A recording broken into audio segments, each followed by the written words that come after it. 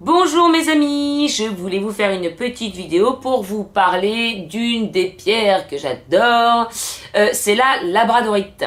Et en ce moment, je me suis aperçue que j'avais été entourée pas mal de cette pierre-là. Alors déjà, j'en ai toujours eu une, enfin toujours, pas toujours, mais ça fait quand même quelques mois que je porte toujours mon bracelet de labradorite. D'ailleurs, il est un petit peu passé. Il faudrait que peut-être que je le purifie et que je le recharge un peu plus. Et puis, ces derniers temps, je me suis acheté cette petite pierre. Voilà. Je sais pas si on voit bien les reflets, elle est magnifique. Puis il y a une tête de grand-mère dedans. Et puis ces derniers temps, j'ai eu l'occasion de rencontrer deux belles personnes via Create Your Paradise d'ailleurs. Donc comme quoi, quand on fait des projets, on fait aussi des belles rencontres derrière. Et ces deux personnes m'ont offert des labradorites. D'ailleurs, j'en profite pour vous faire un très gros bisou, Isa et Stéphanie. Alors, je vous les montre quand même, je partage. Donc j'ai eu cette très belle bague par Stéphanie. Voilà, elle fait des bijoux. Je vous mets le lien juste en dessous. Voilà. Et c'est Claire Obscur qui fait ça. Donc, merci pour cette belle bague. Magnifique, magnifique. Donc, du coup, ça me faisait une labradorite en plus. Et ensuite, Isa, qui est venue me rendre visite, m'a offert cette super belle pierre qui pèse son poids. D'ailleurs, je peux pas l'emmener partout avec moi. Mais en tout cas, pour mon habitat, elle est magnifique. Voilà. Beaucoup de labradorite en ce moment, donc j'ai voulu me renseigner un petit peu plus sur le sujet, même si je connaissais un petit peu ses vertus, pas tant que ça quand même, mais je me suis dit, il y a peut-être un sign, il n'y a pas de hasard dans la vie, alors peut-être qu'effectivement j'ai besoin de cette pierre, peut-être qu'elle doit être là. Donc je me suis un peu plus renseignée là-dessus et je voulais partager avec vous les infos que j'avais pu récolter, parce que ça vous intéresse peut-être aussi, on ne sait jamais. Déjà, il faut savoir que cette pierre a été trouvée en 1770 dans une région du Canada qui s'appelle le Labrador. Rien à voir avec le chien, attention. Enfin, je ne crois pas en tout cas. J'ai regardé un petit peu quand même pour voir s'il y avait une info à ce sujet-là. Je n'ai absolument rien trouvé. Donc, elle a été découverte comme Labrador et on l'a appelée labradorite parce que en grec ancien, it veut dire minéral, si je me souviens bien, c'est ça. Donc labrador plus it, labradorite. Voilà.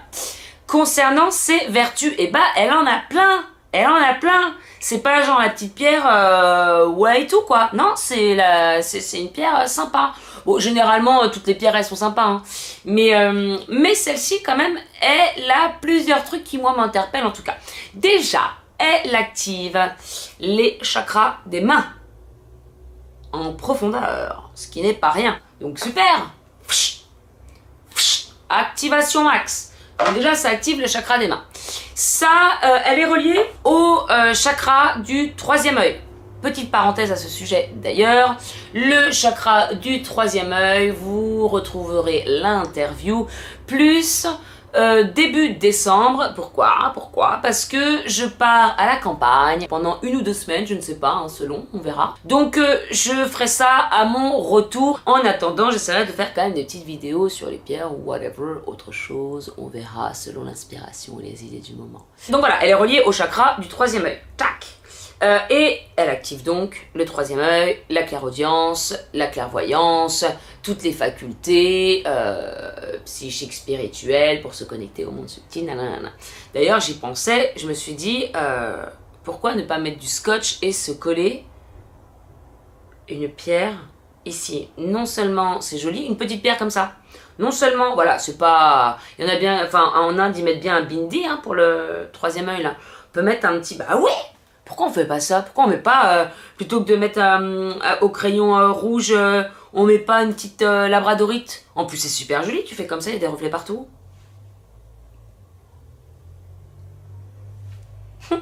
Et du scotch. Rien n'empêche de le faire chez soi, j'ai envie de dire. Moi après cette vidéo, je me colle ça ici avec du scotch, ça va pas traîner, tu vois, mon troisième œil va faire... Anyways, je continue. On l'appelle la pierre des thérapeutes. Alors, sûrement aussi lié, c'est lié au chakra des mains, mais ça fait barrière avec les énergies psychiques et négatives, et ça fait barrière avec la pollution mentale. Donc si par exemple vous allez, je sais pas, dans un café et que vous avez toujours BFM qui tourne en boucle, vous savez, dans plein de restaurants, il y a toujours un BFM qui tourne en boucle, n'oubliez pas votre labradorite pour la pollution mentale. Elle vous protège. Elle vous protège. Voilà. Ensuite, c'est une bonne pierre de méditation. Alors, toujours pierre des thérapeutes aussi pour ça, parce qu'elle clarifie l'esprit. Donc, elle fait un petit peu le vide, elle permet de calmer son mental et d'apaiser, d'enlever tout le temps ce blabla qui tourne en rond. Voilà. Ensuite, c'est une bonne pierre également pour l'inspiration, pour les artistes, pour la créativité. Donc, si vous la posez par exemple sur votre bureau, c'est bien parce qu'elle va générer l'imagination, de nouvelles idées, la créativité, mais en même temps, encore une fois, si c'est lié au troisième œil, c'est pas déconnant, j'ai envie de dire. Voilà. Elle permet également un sommeil réparateur. Donc, vous pouvez aussi la placer sur votre table de chevet pour dormir d'un sommeil profond. J'ai pas testé avec la labradorite à côté de mon lit, mais je testerai, hein, faut tout tester. Voilà. Donc c'est bien pour le sommeil aussi, sommeil réparateur. Dans votre habitat, apparemment c'est bon pour lutter, je sais pas si on peut dire le mot lutter, mais contre l'hyperactivité, elle vous calme en tout cas. Et puis toujours pour les énergies négatives, hein, c'est bien contre la pollution mentale, etc. Donc elle prend les énergies négatives, comme ça, elles ne viennent pas vers vous. C'est super. Quoi d'autre? Oui, c'est une pierre qui est utile quand on a des périodes un petit peu de passage à vide ou encore de changement. Car elle communique persévérance, force et confiance en soi.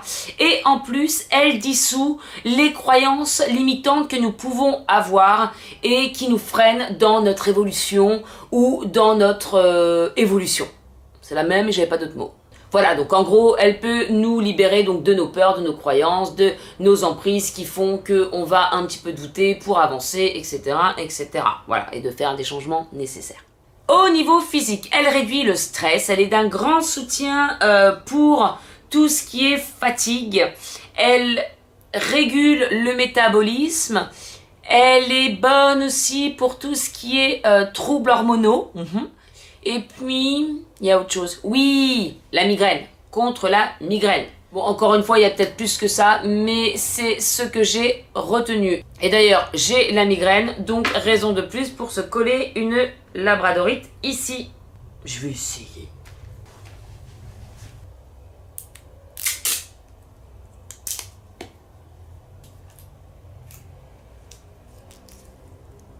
Ben voilà, en plus c'est super joli, il y a des reflets et tout. Nickel, nickel, Miguel. Eh bien, c'était donc une petite vidéo sur la labradorite, hein. Contente de vous avoir présenté toutes mes copines. N'hésitez pas à vous abonner à ma chaîne YouTube pour recevoir d'autres vidéos, pour en savoir plus sur les pierres, sur tout plein de choses, hein. Je fais ça au fil de l'inspi. Je vous fais de très gros bisous et je vous dis à très bientôt. Et mes pierres vous disent à très bientôt également. Oui, je t'ai entendu, je t'ai entendu. Gros bisous, au revoir.